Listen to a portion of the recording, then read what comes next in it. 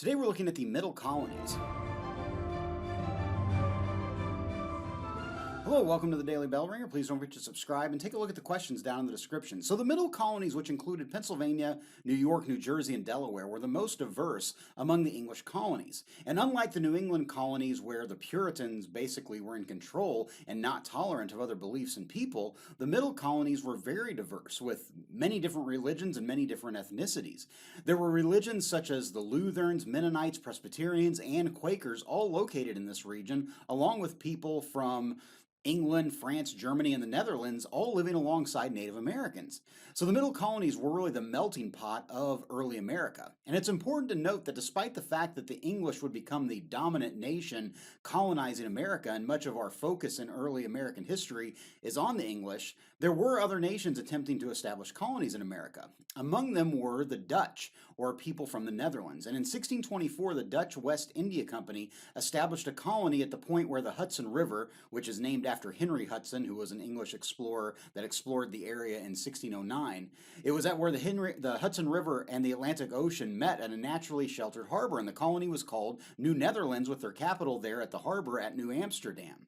This was an ideal location for trade, and the Dutch soon purchased the island in the harbor from the Manhattan Native Americans living there. Recognizing the amazing trade opportunities and the location of New Amsterdam offered, the English soon set their sights on capturing the colony, and in 1664 the English sent a fleet of warships to attack New Amsterdam and conquer it. With little defenses, the people of New Amsterdam surrendered really with no fight, and the colony was now under the control of the English. King Charles II gave the newly acquired colony to his brother, the Duke of York, and you guessed it, they renamed it New York. And you'll find that, the English were not necessarily very original in naming colonies, generally just naming them after a location back in England, such as Plymouth, or just slapping new in front of a name, such as New England. New York became one of the fastest growing colonies with a population of around 8,000 in 1664 when the English took control, and within less than 20 years it grew to over 12,000 colonists. You might note that I said the colony was given to the Duke of York, not a company such as the Virginia Company of London or the Massachusetts Bay Company. New York was different because it was a proprietary colony, meaning there was one owner or a very small group of owners that owned all the land and controlled the government. The Duke of York gave the southern part of New York colony to two friends, Lord John Berkeley and Sir George Carriet, for repayment of a debt. They named the colony New Jersey, again after an island back in England.